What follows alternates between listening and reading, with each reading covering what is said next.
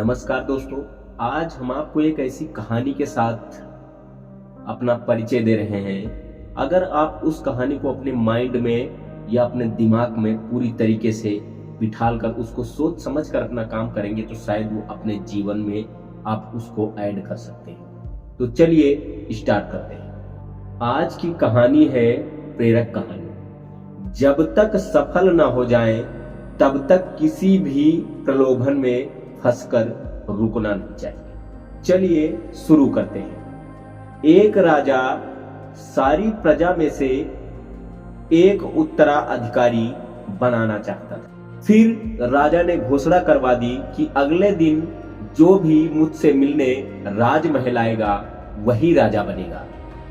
तो बता दें, वही व्यक्ति अपने लक्ष्य तक पहुंच सकता है जो किसी भी प्रलोभन में फंसकर रुकता नहीं। इस समय में एक लोक कथा प्रचलित है। कथा के अनुसार पुराने समय में एक राजा हुआ करता था और राजा के कोई संतान नहीं थी। राजा बूढ़ा हो गया तो राजा को चिंता होने लगी कि मेरे बाद इस राज्य को कौन संभालेगा। फिर राजा ने पूछा अपने गुरु से इस समस्या का हल, तो गुरु ने कहा कि राजन, अपने ही राज्य में से किसी योग्य व्यक्ति को उत्तराधिकारी बना देना चाहिए। ये बात राजा को समझ आ गई।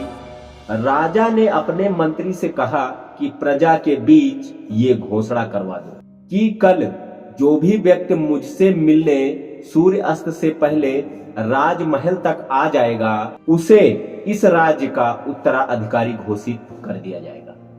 फिर यह बात सुनकर मंत्री बोला कि राजन, ये तो बहुत ही आसान है, पूरी प्रजा ही राजा बनने के लिए राजमहल पहुंच जाएगी। फिर राजा ने कहा ऐसा नहीं होगा, मुझ तक सिर्फ योग्य व्यक्ति ही पहुंचेगा, आप घोषणा करवा दीजिए।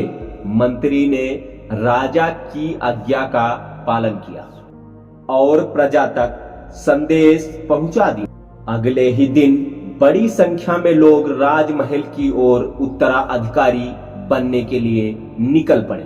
महल के बाहर राजा ने एक बड़े मेले का आयोजन किया था। मेले में शराब थी, नाच गाना हो रहा था, तरह तरह के स्वादिष्ट पकवान थे, कई तरह के खेल मेले में हो रहे थे। पूरी प्रजा उसी में उलझ गई। अपनी अपनी पसंद के हिसाब से लोग आनंद लेने लगे। सभी ये बात भूल गए कि उन्हें राजा से मिलने भी जाना है। तभी वहां एक युवक ऐसा आया जो इन किसी भी प्रलोभनों में नहीं फंसा। उसे सिर्फ अपने लक्ष्य तक पहुंचना था। वह सीधे राजा की ओर चल दिया। मुख्य द्वार पर दो पहरेदार खड़े थे। उन्होंने युवक को रोका, लेकिन वह किसी तरह बचकर राजमहल में प्रवेश कर गया। उस युवक के अंदर पहुंचते ही राजा, मंत्री और राजा के गुरु मिल गए। राजा ने उस युवक को राज्य का उत्तराधिकारी नियुक्त कर दिया। कहानी की सीख।